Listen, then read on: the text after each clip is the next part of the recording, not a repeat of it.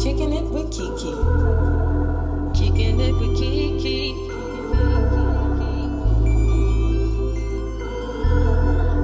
Kicking it with KeKe. Full of personality. Switching up the storyline on God, we making history. Writing books, changing lives, one day at a time. Put your problems to the side. Enjoy yourself. Free your mind. Kicking it with KeKe.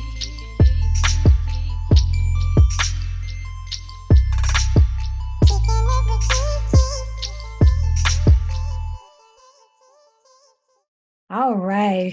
Hello, and welcome to another episode of Kicking It with KeKe, Life, Love, and all that other shit. I am your girl, KeKe Chanel. Listen, I am doing a bonus episode today, y'all. Y'all already know I pre-record my episodes and I always get like over the amount that I need for each season, but this is an amazing conversation that we're about to have with my guest. And I just need to get it out there like ASAP because it's not talked about enough. It is relevant and it is time to stop sitting on all of this information and acting like it's okay to be that strong woman, so to speak, when you have other stuff going on. So with that being said, thank you guys for tuning in. Welcome. Listen, I have a special guest today. I always like to give my guests the opportunity to introduce themselves because we are talking about something that is very passionate of hers. I'll go ahead and introduce her. This is Roshanda. Shanda. She is the owner of Sexxy in Seconds Boutique, and she is an advocate for women's health. And the advocacy that she's very passionate about is postpartum depression. Shanda, thank you for kicking it with me. How you doing? I am great. How are you? I'm doing well. We're just gonna dive right into it. I usually ask the question about personal growth or mindset because this is the overall theme for Kicking It with KeKe. But because of our topic of discussion today, we're just gonna dive right into it because as women, especially women of color, talking about being depressed or having mental health or, it's not talked about in our households, in our communities that much. But I'm glad that the stigma is becoming broken in this day and age. So postpartum depression, like what does it look like versus what doesn't? Postpartum depression, just first, let me just explain what postpartum depression is. It is a depression that women enter after giving birth to their children. Right. And it is another form of depression that's very severe and under talked about like a lot of other sources of depression. And postpartum depression is what I like to describe it as is a dark path that you enter. For me in particular, it was me just sliding down into a dark hole, slowly trying to climb myself out. I had no idea. I knew what depression was, but I just never experienced it prior to my second child. My first pregnancy was amazing. I was 18 years old. I was young. I was fresh versus me being 34, 35, having my second child. That was a high risk pregnancy. And then to put on top of that, I had postpartum depression. So it was just pretty much like, oh, it was terrible. Some days I was very angry. Some days I felt detached from my baby. And this was during a time where I should have really enjoyed having this new bundle of joy, right? Right. But my emotions is everywhere. And then to put on top of that, I was a single mother. I was forced to be a single mother. So to put that on top of postpartum depression, it was very rough. I can tell. I you know what? And I had my first child at 19. I didn't have time to stop and do anything because I had her over the Christmas break because I was a full-time college student. 2 weeks after I gave birth, I went straight back to college. Oh, yeah. Thank God I had my mom, that was there and my younger siblings that helped because her dad and I were not together. We're 19. We didn't know what was going on. So I don't think that I had postpartum depression. I just had depression overall because I loved my baby. I couldn't get enough of her.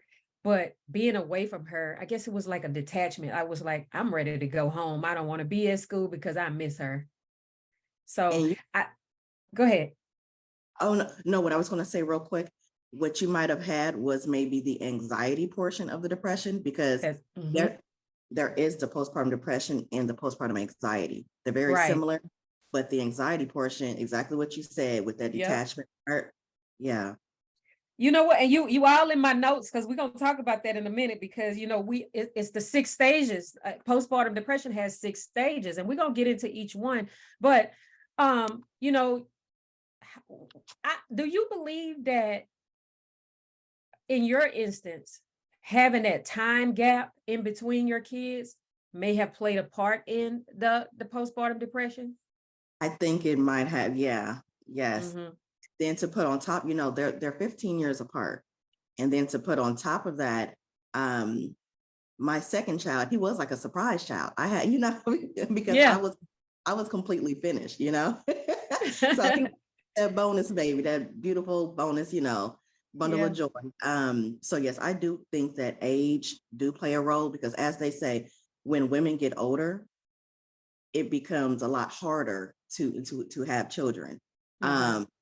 Granted, when you're in, it could be different if you're in a marriage versus if you're single, because you tend to have that support, where Mm-hmm. I'm all the way like 16, 17 hours away from all of my family. So I literally went through that journey by myself down here. And his dad lives back home in Chicago, which is even further away. Mm-hmm. So I really did not have anyone right here in my town to really be like, okay, let me help you with this. Let me help you with it. So that made it even more rough. So Right. And talk about the importance of having a support system, first of all, before we get into these different stages, because, as women, sometimes we take on that strong Black women syndrome and nobody asks us to, but because we've been pushed into that role so much, it just comes like second nature. It's natural to us. So talk about the importance of having a strong support system to help you get through that mhm. postpartum depression. Yeah, so I like to say, well, I'm pretty sure you heard the term, it takes a village. It Yep. literally takes a village when you have a baby, because just going through the labor itself drains our body. Right. And then when you put on top of that, you go home, you're needing someone, you're going to be very tired.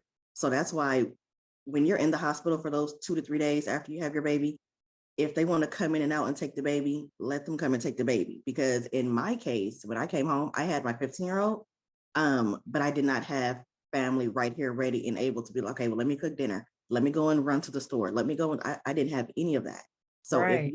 if you have family right there available, trying to come in and get the baby to let you sleep for a few hours, come in to help you clean or do any of that, or if you have a significant other, it's very important for them to understand that the new mom needs that help. You have to be Mm-hmm. very hands-on. Take the baby for a walk if you're in a warm environment, during that time of the year. Take the baby for a walk, take the baby to go visit family. You have to be very careful, because again, the baby is very sensitive too, right? Right. Mm-hmm. It just, if you can just give mom that break to where she can just, if she just wants to sit still and just Mm-hmm. think, if she just wants to read a book, if she just wants to do anything by herself, she just needs that time, because again, her body may be trying to produce milk for the baby. It's just, everyone just tends to focus on the baby when the baby is born, and not Mm-hmm. really pay attention to the mom or what she may be going through after that birth. So it's very, Absolutely. Oh my God, I'm glad that you say that. And I thank God that I have a strong support system, because I was like, go home, leave me, get away from my baby.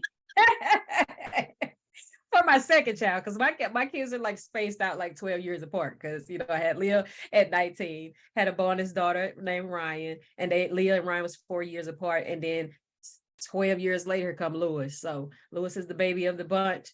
He's 14 now, but because it had been so long since a baby was in the family, everybody just was like, we want to see Lewis. Where is he? Can we get him? All of this. And so I had enough support system to say, all right, I'm gonna go take a nap. I'm gonna go take a hot bath. I'm gonna take a shower, y'all, just because everybody had kids. So I trust them around my child enough to say, hey, I can go and just woosah. So Yeah, when you have, and then we also have to know how to accept that help. When people come and offer that help, we have to open ourselves up to know that they are there for a reason, because maybe they've gone through it, or they just want to give you a break, because postpartum depression looks different for everybody, and having you don't look the same. People can tell, like your people can tell when something is off. Yeah. Yeah. So we have to know how to allow people to help us. Yeah. And then to add on to that, it's very important for those who's always around you to be able to identify when, okay, something's not right with her. Yep. You have to be very sensitive when you approach the situation, because anything could trigger a mom who is battling postpartum, because her mental is already very fragile. Mm-hmm. So it's very important that we approach it in a gentle way. Right. It's all about your delivery. You know, Mhm. you have to say stuff in love. And I always say, put yourself in that situation. How would you want somebody to approach you with a sensitive subject? And when we do that, we are more mindful of the other person, or we are more mindful of the things that we say, and we just look at stuff from a different perspective. So yeah, that is, oh, I'm glad that you touch on that, because some people just like, well, I had 10 kids and I had to work and I did this and this. Oh, well, that was you. Right? I'm not you, and I ain't trying to be you. Everyone's different. I know. Everybody is different. Like you might have had those kids and came home, cooked a full course meal, and did whatever you wanted to do. But I am not you, so don't put me in that situation. And I had to have a conversation with my husband early on in our marriage, when he used to say, "Well, my mama worked all day and she came home and cooked and all day. I ain't your mama." Yeah. Back in like the 50s and 60s, it's completely different versus the 70s. That, like life in general is just completely different. Mm-hmm. And you have to put on top of that a lot of things that they put into our food nowadays. It contributes to a lot of things dealing with our health, and so Yep. it's completely different. Yep, it's a whole different ball game, So we're going to dive into the six stages of postpartum depression, and the first one is denial. Let's talk about that.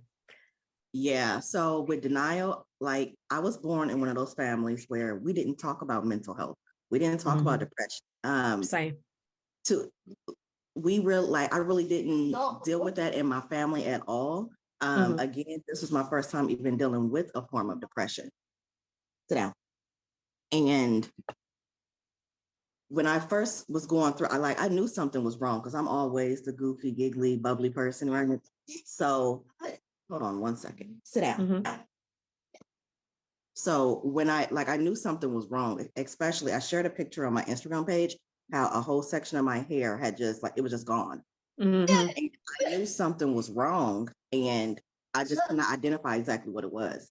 So when I went to my doctor, I was letting them know why was I thinking the way that I was thinking, feeling the way that I was feeling. And she said, well, you're going through postpartum depression. And I was in denial for a moment, like, me? No, not me. Me depressed? Like, nah. And she was like, she gave me some information. I read up on it, and I'm like, wow. So that forced me, the way that I was feeling, that forced me to really figure out, why I was feeling the way that I was feeling, and let me educate myself. Because, the type of person I am is like, okay, I'm going through this. I cannot let this get the best of me. Like, that's immediately how I was like, I cannot let this get the best of me. Like, there's no reason why I have this beautiful baby here, and I'm just so irritated. Sometimes I don't even want to be around him. I'm feeling very detached. And I have to figure out, how can I overcome this? What can I do to help me get through this? Right. And journaling was a huge part of that. I am the baby of 4. I have 2 older sisters.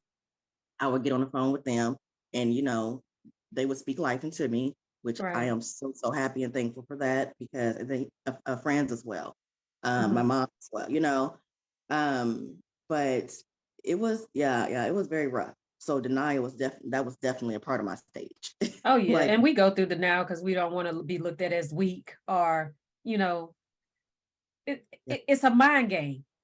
We psych ourselves up and we self-sabotage, because when we realize that I'm not healthy, something is not right, I need to take this serious, or it just the people around you, if they come to you in love and they say, hey, are you okay, be vulnerable enough to open up and just be honest, because we have to have those hot conversations, that open, honest, open and transparent conversations with ourselves.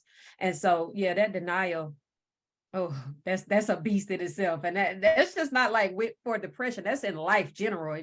We're always been in denial of something. And the more that you write and journal and meditate and find things that work to help you release, because writing is an extension of your thoughts that you have. So that journaling is a great asset for anyone who is dealing with some type of depression, especially postpartum depression. Write about your day, write about how your child makes you feel in this moment. How do you, what do you want to happen over the next couple of days or whatever? Are you seeking help and you're not able to ask for that help? Just write about the things that you're feeling so that you can get them out of your head, out. It's about that release. Yeah. Because sometimes, like for me, sometimes it's better for me to just write in opposed to verbally speaking it. Yeah. Because sometimes when you're in that moment, you may not think of how you're delivering your message. So if you just write things out, that'll be a lot softer and a lot easier to where you could actually go back and look at those words too. Like I have journals, and when my baby was born, and sometime I'll go back and I'll look at them and be like, wow, like I never would have thought that I would have been in this moment. Like I never would have thought. But that's amazing. I have journals. I have journals from like when I was in high school, honestly. I'm a journal person. I'm a pack rat when it comes to that. So yes, I agree with that journal. And sometimes you don't have to keep it. You can just write it down and put it away or burn it. Yeah. It's okay to do that. You just looking for that release. But the second stage is anger. Anger. I was definitely angry a lot. Especially feeling like, okay, I did not ask to be in this situation by myself. I was forced into it, So because of the circumstances, I just was not going to stay with his dad at all, because there was another outside child that was brought in. So that forced me to completely no, I'm not dealing with that. So I was just a single mom. Right. And I was angry a lot. Just trying to navigate my days. Like, okay, I'm literally down here in Florida. I am literally like waking up, going to sleep, doing all of this by myself. So I was angry a lot. I was angry. I was angry with my husband. I wasn't angry with myself as much. I was angry with my husband because my husband was working offshore at the time. So he got a chance to be gone away from the house for 7 days. And then he was home for 7 days. And I'm like, you get to go and just breathe. And I'm here every day, all day. Although Lewis was playing because I just got baby fever. And I was like, I want another baby. He was like, well, you better have him before I turn 30 because otherwise you're not. And my birthday is in January. I got pregnant in April, and his birthday is in July before he turned 30. So I'm like, oh, okay, God. But yeah, I was angry with him. And you know what? Me saying that out loud, I don't think I've ever told him that. Oh. I don't think I've ever told him that I was angry with him for being able to just go off and pretty much breathe away from home life. Wow. Because you do like for my situation, I know a lot of anger came in because I was like, okay, he's able to go out and do whatever he wants to do while I'm sitting here stuck in the house with this baby. And I didn't ask to be in a situation by myself, So it was just, it was a lot of frustration and anger that had set in. Yeah. Right. All right. The third stage is bargaining. That one right there is kind of tricky for me. I'm not sure about the I mean, I'm pretty sure I dealt with it, but I'm just thinking what just pops to mind with that one. I'm not sure with that one. I know what I did. I was like, okay, you when your husband is gone, all right, we gonna bargain with him when he get home. Like, okay, the first couple of nights, I'm gonna let you sleep, and you don't have to worry about diapers, bottles, and all of that. And then I'm bargaining with myself to bargain with him. Okay, the next couple of nights is my nights because I've been doing this since he's been into this world. Although he did take off like 3 weeks and he was home for the first 3 weeks, but Still. Well, It's 3 weeks.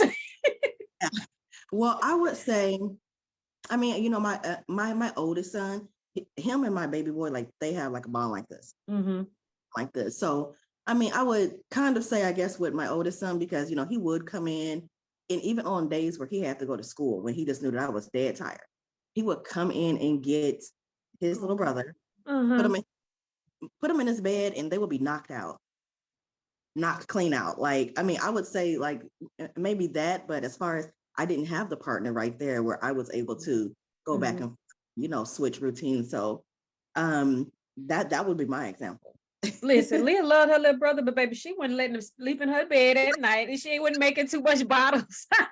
But as he got older, she did babysit, and she was like, you know, 2 peas in a pod. He would follow her around and stuff like that. But yeah, with the bargaining for me, it was almost like, okay, I'm bargaining with myself of how I'm gonna bargain with my husband type deal when he comes home.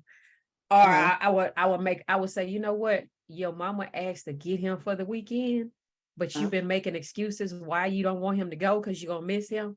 Girl, let that baby go be with his grandmother. So yeah, I would bargain myself on that. So yeah, it was kind of tricky because for me the bargaining was not so much as me losing control, but allowing other people to step in to help type deal. And yeah, it was well, see, let me say this. Hey, Kaden, let me say this. I had my son in August. My parents did not come down to maybe October, I'm thinking September, October. Oh, okay. When they did come down, it was kind of like, okay, I'm that person. Let me go cook. Let me go do it, you know? And they're just like, sit down. Like, you don't really have help any other time. Let us help you while you're here. But in my mind, it's just like, that's just my hospitality. When somebody's coming, it's like, let me, you know, you don't have to worry about. But yeah, my mom literally go in there, go sit down somewhere. And you know, I got yeah. See, we have to learn how to accept that help when it's there. I just got on my daddy about that a couple of weeks ago because he had a little mild heart attack. And then we found out that he had to have surgery and he has to go back and have 2 more procedures because he has major blockages. And, you know, my other sister, she lives in Indiana, and she came home to help out, and he didn't want to accept the help because he's too prideful. He's a, you know, he don't really talk too much, and we can tell that he needs the help, but he just don't want to help because for his girls to see him down like that, and he was always our hero. You still our hero personally. We still love you, bruh. We want you to be around longer. So yeah, we had to, you know, tell him in love that daddy, we are here because we love you and we want to be here. So let us help. Yeah. Yeah, dads like to be the superheroes, so they don't like to have that moment, and it's like, it's okay. Yeah. It's okay. It is. It's okay. It is really okay. Fellas, if you're listening, it's okay to not be a superhero all the time. Ladies, if you got your cape on, it's okay to take that cape off. Yeah, I cannot wait till this cape come off. Yes. All right. So number 5, depression in itself. And I was depressed before, well, not before Leah, kind of sort of, but then after Leah, like she was like 5 or 6, then I went into a dark depression. She might have been younger than that. I think she was younger than that. And then I went through another depression before I had Lewis. So it has been there silently, you know, whatever. It was to the point where I was so depressed. I woke up one day and I was like, where the hell is my hair? And because I would see like little hair out throughout the house or whatever, or in my bathroom. I'm like, where the hair coming from? And so one morning I was just like going, you know, doing my regular routine because I wear my hair in a natural state. And I'm like, my hair is missing in patches. So I end up having to cut all my hair off. And, you know, although other people said that I rocked the short hairstyle, you know, and it looked nice, that's just not who I was. So I was even more depressed. So let's talk about it. Talk about depression, like in itself, depression. So depression in itself, I mean, everybody handles depression differently. As you stated, for your hair, for women, our hair is our crown, right? Yeah.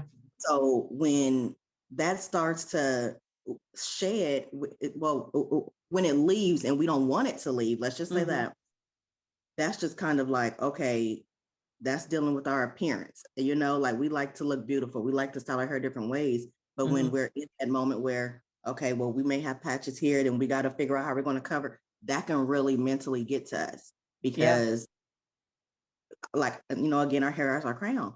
But with depression overall, everyone handles it differently. It's always my number one thing is first to always go and speak to a doctor about it. Because you may think that it's depression, but it could be something that's combined with that. It could be that may be throwing your hormones or something off balance. You never know. So definitely go and speak with a therapist. They have medications that they can put you on just depending on what level they feel like you're at. They have like psychotherapy or, you know, like there's different type of therapies. You can exercise with it. I always say sun, get out and get some sun because vitamin D. Yes, that plays a role on your mood. I'm in the house a lot, right? So just being like, I'm not one of these, but like, I don't like to stay in the house in four walls. I like to get out and to see sun. Being in the house can just dampen your mood. And that can, if you're in the house all the time, that can trigger depression. Get out, so get out, go get some sun. Depression in itself, it is just a dark state. I mean, there's really not words to really explain it, but for anyone who's been through it, no, you just know that you're not yourself. You're not yourself. And then not every day is a bad day. Some days are good. Some days you feel your normal self, and then here it is again. Sometimes you can go weeks or months feeling like normal, like your normal self, and then here it is. You may not know the trigger. You may sometimes know the triggers. I had to learn how to identify my triggers and learn how to work through them. And like you said, exercise played a big part in mine because I dropped 65 pounds. I had gained a lot, and I was like, why y'all ain't tell me? I'm looking at myself like, this is not who you are. So something is definitely off. So, but you know, the people love me enough, but you already have that one. Oh, KeKe, girl, you done gained so much weight. Thank you. You didn't have to say it like that, but thank you, because it was a reality check for me. But in my early 20s, then I was diagnosed with anxiety and depression. I've always had anxiety. I just didn't know the term for it because growing up, I was always anxious, but we didn't talk about it. So I wasn't able to figure out what it was at an early age to get it under control. So it didn't turn into depression, but it was to the point where I was like, I ain't love myself. I didn't want nobody praying for me. I didn't really want to be here. I didn't care about anything. And I tell people this all the time. I'm so glad that God did not take his hands off me, because I would not be here. And it was like, I know that he was there. It was nobody but God. So my faith played a big part in me digging myself out of that darkness. I had a close friend of mine, and he helped me dig my way out of it. He actually helped me to smile again.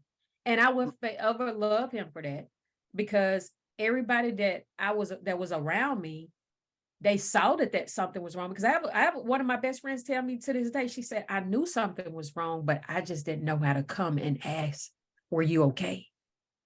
Right. I mean, I was like, I respect that. But that didn't serve me. You looking to, and then you seeing that your friend who you saw every day was struggling, and you just didn't say anything. I think that if we would have had that conversation back then, I would have got the help that I needed quicker, because she is one of those friends that has never come to me in a hostile way, and I've always feel good around her. So knowing that if she would have came to me, I would have been like, hey, can you come go with me? Yeah. Because we've done that for each other before. So yeah, just paying attention, being observant, and doing what works for you. Because, you know, you talked about journaling. I have some people that I work with as a life coach. They don't like to journal.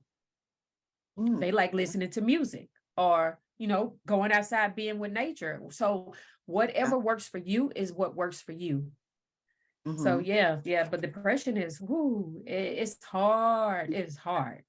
It's thoughts that you know that you would never have, that it creeps up on you. It just creeps up on you. It's like, okay, why am I feeling this way? This is like, this isn't me. You know that you're not the person that you were maybe maybe a month ago or a few weeks ago. Like, you know, something's wrong. And that's why it's so important for us to get the word out there, because there's probably people sitting at home that still is not vulnerable enough to come out and say, this is how I'm feeling. Right. This That denial. right. If they're hearing it, then they're like, okay, so maybe, you know, maybe they may feel a little bit more comfortable saying, okay, well, it's not just me, because I felt like it was just me when I was going through it. I was like, why am I like, why me? You know? But then, excuse me, but then as I educate myself, it's hundreds of thousands and millions of women that's going through the same thing. So same thing. yeah, that's why this is not just me. I have to start putting the word out there. And I'm starting to see more and more individuals coming out about it. I'm starting to see more about it on social media. So that's the beautiful part about it, is that we're softening the blow for people who was just like me when I first found out, was in denial.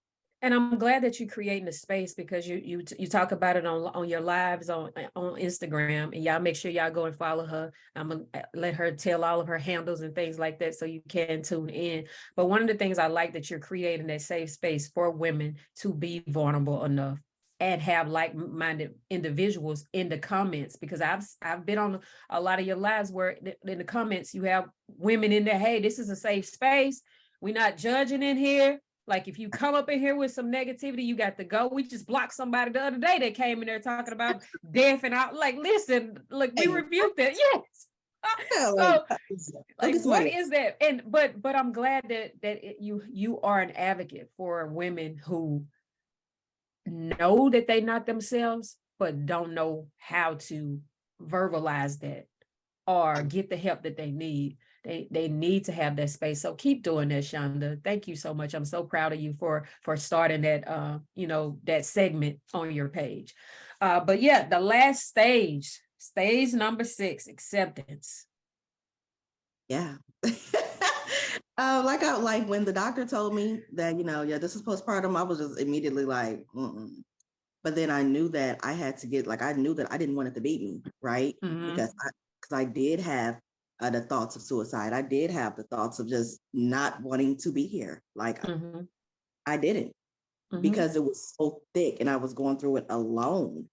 And then, my immediate family, none of us had ever dealt with that. We didn't talk about that. None of that.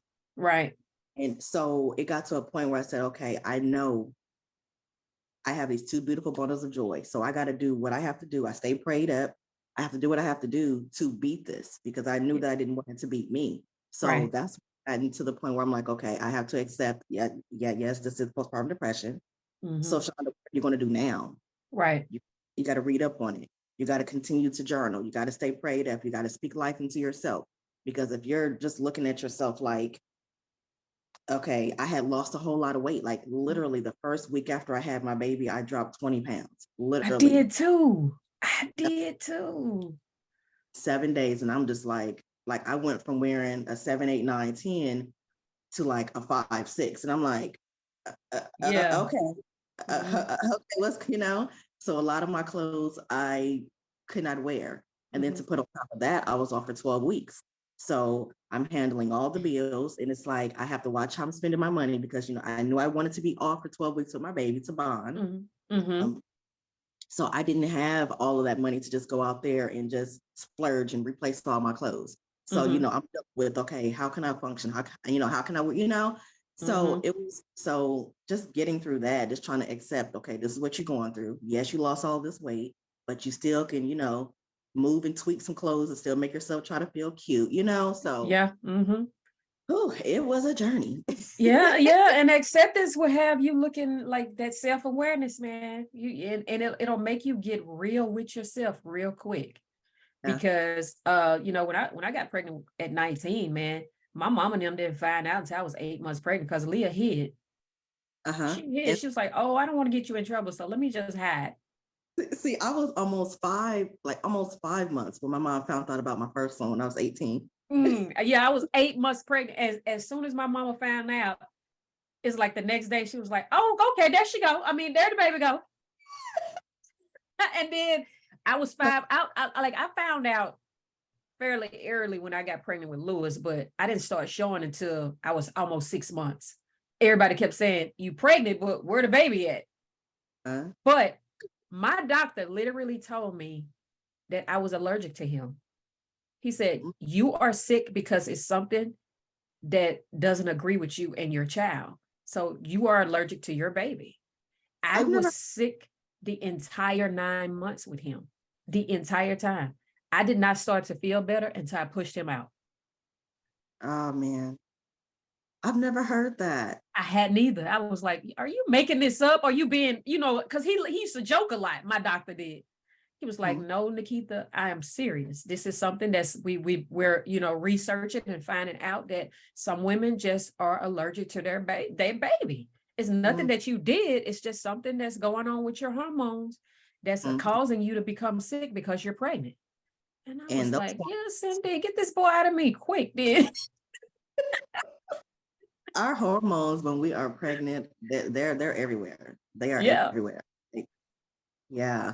And it was funny. Like I pushed him out and he was blue and black. Like he was, they had to cut me because he was not getting air. And I was like panicking. And then I started to hemorrhage. And so I'm looking at my mama, she's standing up praying, my husband looking all like frightful. And I'm like, "What is going on?" And so the doctor said, "Oh, nurses, do you need some help?" I didn't hear him cry. My doctor was so calm though. So he kept me calm because he was trying to keep me from bleeding out. And so the nurses was like looking and scattering. They were calm, but they got out of the room quick with him. And they were gone for about 15 minutes. And I told my husband and my mom, "Go check on my baby. Don't worry about me. Y'all go check on him." And he had to wear like a heart monitor for a while or whatever. And he was fine. But yeah, 36 stitches later, they brought him on in. Yeah, he like I had to be cutting out because his head's still big. Lord bless my son. but yeah, so it's a lot. Like you said, it is a lot birthing a child into this world. Your body go through trauma. Yeah. So yeah, like acceptance, y'all. Like if anybody is listening who is having those symptoms of just moodiness, everything makes you angry, you see a decrease in your appetite, you don't look yourself, pay attention to that. Go get some help. It is okay to speak with somebody. And if you speak to one person and you don't feel like they're being genuine enough, because it happens, especially in the Black community, Black women are overlooked a lot when it comes to being pregnancy, like telling doctors that you just don't feel well or something is off. Like a lot of women pass away because they're not taken seriously. So sometimes we have to advocate for ourselves and get that one strong friend that you have that just like got that mouth on them. Let them go with you. Tell them what's going on and let them go with you. Shout out to Keisha Harrison McGee. She will get people together on my behalf a lot. Shout out to Latara Robinson. She will get people together on my behalf. So yeah, it's shout out to Kim, like a Butterfly Thoughts. I know I have these people in my life that will get people together on my behalf. Shout out to my best friend Erica, my baby sister. I love her so much. She will get people together. Like my older sister will go to jail behind me. I know that. I thank God for my support system. My mama, Betty Jean, you already know, she just cut from a different cloth, baby. She taught us how to have some thick skin. Yeah. But you have to be in that place of acceptance in order to get the help that you need to get better. Yeah. Yeah. And then I also want to say, I have my notes here because I want to make sure I didn't do anything. So there are 3 postnatal stages as well. So they have, there's the acute, which is 24 hours after giving birth. The subacute, which is 2 to 6 weeks after giving birth. And then there's the late phase, which is from 6 weeks to 6 months. Now, I like to tell everyone, because the doctors, they tend to say, postpartum should not last longer than this many months. Every woman is different. You cannot take me and KeKe, for example. I can go through it for a year or 2 years, and she can go through it for 6 to 9 months. The doctors tend to try to cut it off at a certain period. And I just feel like that's not right, because every woman's different. You can't compare it to the journey. Mm-hmm. So just kind of, I just like for people to be mindful of that. And for me, I have mentioned like it was so important for this pregnancy here because I am in Florida. Everyone knows what type of state Florida is. It was very important for me to have African American doctors. So my OBGYN was African American. I was set to actually be induced on August the 14th, that Tuesday, but my son came that Friday on the 10th on his own. He was like, no, y'all not in, no, you ain't got to force me. Yeah. So my doctor made sure that the doctor on call for that weekend was African American. Oh, that's nice. And see, I didn't have that. Okay. Yeah, I And, didn't have. because I live in Louisiana and I didn't know. When you don't know, you just don't know. At 19, I wasn't thinking about a Black doctor. I really wasn't, because I'm trying to go to college. I wasn't even thinking about being pregnant. So, I just had to maneuver through it the way that I was able to maneuver through it. And the doctor that I ended up seeing, he was a good doctor, but he wasn't not the doctor that delivered my child. And I had trauma from that delivery. I mean, I didn't feel anything, but the way that doctor came in and handled the situation was toxic as hell. And I thank God that it took 3 pushes and she was out and it was over with. But I later told my mom and my nanny what he said, how he was handling me when he was examining me and all of that stuff. And they cursed him out. Like they went and talked to him and did some complaints. Nothing happened, of course, but I thank God that they did actually believe what I was saying and tried to rectify the situation. But with Lewis, I had an older white doctor, and Dr. Guillory, I'll never forget him. He was just the realest person. He was the sweetest man. But I moved from the town where we were living in, and now I have a woman doctor. She's not African American, but I have a woman doctor, and I love her. Shout out to Dr. Elberts. I love her because she is not too much older than I am, and so she gets it. Yeah, she gets it. A man really can't understand how to be a woman or what you're going through because they're a man. They ain't gonna, it's physically impossible. They can assume, but they don't know. But I say all that to say is you already know if it's a good fit. If you have a doctor that doesn't listen and that always trying to push off whatever you say, change doctors. Because at the end of the day, it's your insurance that's paying them. And if you paying for insurance, it's your money that's paying them. So find somebody that works for you. And the same thing with therapy. Don't push it off. If you need to talk to a counselor, a therapist, a life coach, what have you, it's okay to search around and get somebody that fits with you. And that's another thing that we need to be okay with in our community, therapy, because they look at that. No, I feel like you're mentally strong when you tell yourself, I need therapy. Yes. Able to say, okay, I know something's wrong. I need to go and talk to somebody. Let me go get in some therapy. Like, to me, that's you showing a moment of strength. Because when you're in denial, that's when you're like, nah, I don't need nobody to no, they don't know me. No, you have to be able to accept what you're feeling, what you're going through, and how can you overcome it? Because if you keep suppressing that, it's just going to get worse and worse and worse. It's just like always trying to cover up a wound with a Band-Aid, knowing that the Band-Aid it's just only temporary. Sometimes you got to let the wound breathe, especially if it's a burn. You have to scrub it off. It's going to hurt before it get better, but you have to put in the work in order to get better. The same thing with our mental health. And, we just have to trust ourselves enough to be vulnerable enough with ourselves so that we're able to be vulnerable with other people that has our best interests at heart, because not everybody care. Let's just be honest. We have people that just don't give a damn, especially if it's not affecting them in any type of way. It's unfortunate that you have some people like that, but just know that those are not your people, and it's okay to let those people go.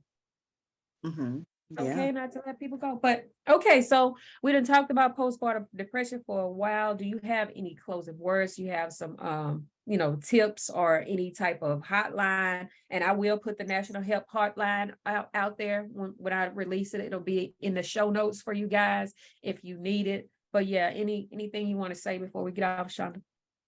Yes. So the first thing that I would like to say is our mental is something that our mental health is something that we use on a day-to-day basis. When we're leaving the house, we're being tested by people in traffic, people at the store. We're just going to be tested daily. But take it serious. Know that it's okay to go and speak to your doctor about thoughts that you may be having. Do not keep those thoughts in, because the more you keep them in, the tougher that they could possibly get. There's also, if you're dealing with like substance abuse or mental health, there is a telephone number where you can speak with somebody 24/7, 365 days a year, which is 800-662-4357. Definitely get in contact with them. You can also probably dial like the 411 from your phone and find areas in your location. If you're wanting to physically go into an office, I will, and then also just follow my Instagram at Sexxy and Seconds Boutique, because I have the first 3 slides are very informational slides. It lets you know that once a woman experiences postpartum depression, she is 50% more likely to experience it again.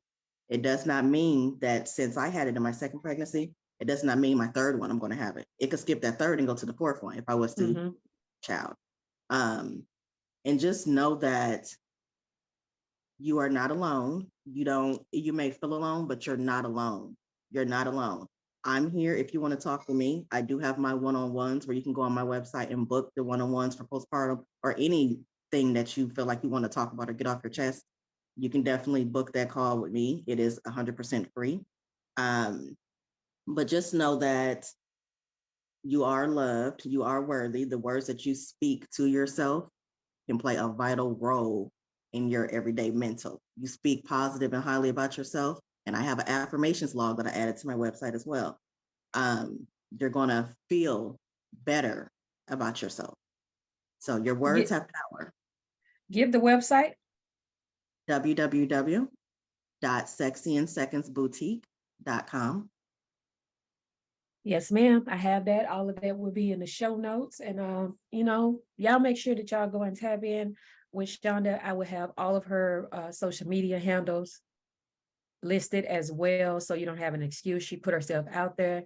And I'm also a certified life coach. I do sessions. I create and customize, plans of actions and courses and any type of, method that you might need to help you get from being stuck where you are. So just tap out to me too. All of my information will be in the show notes as well. Or you can always go to thekikichanel.com, book your free session so we can stick where you are, so we can figure out a game plan for you. But this has been an amazing discussion today, Shanda. Thank you again for coming to kick it with me. You guys are listening to the bonus episode of season 4, Kicking It with KeKe, with Roshanda, the owner of Sexxy and Seconds Boutique and woman's health advocate. So with that being said, I like to ask all the guests before you go this question on a personal note. What would your now self tell your younger self about today's topic? I would tell myself, it's okay. It's okay. Your mental health should be your top priority. Because again, I was in that denial stage, like me, like, no, like me. So it's okay for your mental health to be your top priority and for you to really go through this type of avenue. I'm human. I have to give myself grace, because that was something that I battled with as well. Yes. I just thought, like, me going through postpartum depression? No, not me. Why me? But sometimes this is my testimony to help someone else. I went through that so that I can be a vessel for someone else. And back then I didn't understand that, but now I do when I look back on it. So I would tell my older self, well, my younger self, it's okay. I'm human. I love it. Absolutely. Again, you guys have been listening to Kicking It with KeKe, Life, Love, and all that other shit. I am back every Thursday for a new episode. Make sure y'all tap in, like, subscribe, share, tell a friend, rate, review, all the things. Do all the things. We need all the things. But until next time, you guys be great listening to your body. Be mindful of yourself. Be real and upfront with yourself. And don't think that you're the only one, because you're not. There are people who will help, genuine people who ain't just doing it to talk about it. Find those people and ask God to send those people to you, because we find each other. Like-minded individuals, it's alignment. We find each other always. So know that you're not alone, and know that it will get better. Sometimes we have to go through the storm in order to learn how to, bask in the sunshine of it all. And that's a plug on my upcoming book. It's a memoir, and it talks about some of the things that I went through during different phases of my life, called Finding the Sun. And it's a personal journey to self-love. And so that will be out in the next couple of months. All of the information will be given on my social medias as well as the YouTube channel. But love and light, peace and blessings. Later. Bye-bye.